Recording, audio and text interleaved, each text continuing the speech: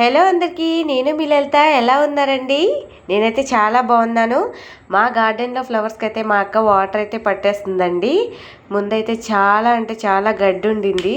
మా అక్క అయితే చాలా క్లీన్ చేసేసింది. ఇదంతా చాలా నీట్గా చేసేసిందండి.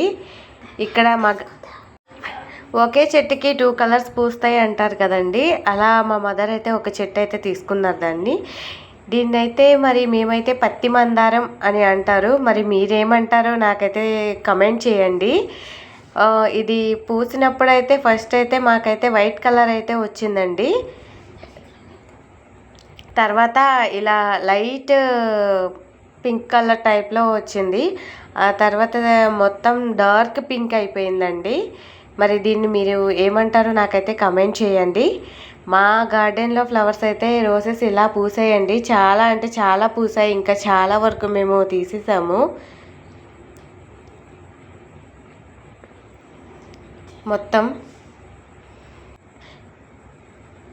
ఇంకా ఇదైతే ఆరెంజ్ కలర్ ఫ్లవర్ అంటండి. మా మమ్మీ కొత్తగా తీసుకొని పెట్టారు.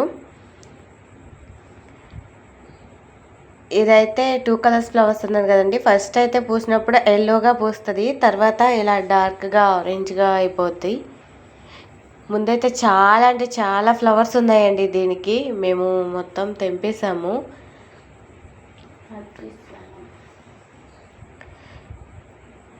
మొత్తం కోసేసామన్నమాట. ఇవైతే చిట్టి గులాబీ అంటారండి వీటిని.